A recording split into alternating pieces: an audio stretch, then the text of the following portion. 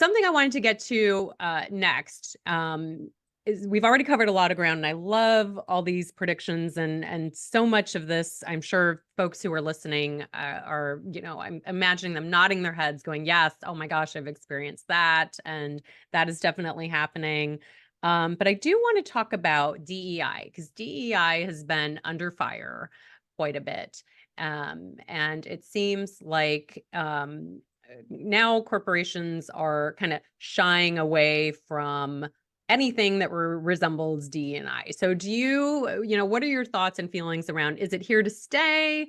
Is that something that's getting brushed under the rug? Oh, I have so much to say about this, but I will just start by I want to just acknowledge, like, I live in Minneapolis, so I was really at the epicenter of, George Floyd's murder and all of the follow on that came out of that. And I think that was a real flashpoint or turning point in terms of organizations taking on DEI at a different level than they had before.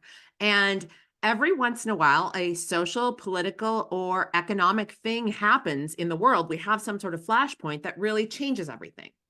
And that's what happened with George Floyd's murder. And that's where we saw this big emphasis on DEI happening right after that. And what I think, and this is not a reflection on DEI per se, but this is a reflection on whenever any of these big social, political, or economic things happen in our environment, we tend to try to fix it. And the fix ends up being something that is bolted on versus deeply integrated. Right. And so we saw this huge rush of people bolting on DEI fixes. And that was like ramping up a huge, a chief diversity officer and a huge staff of people that goes along with them and so on.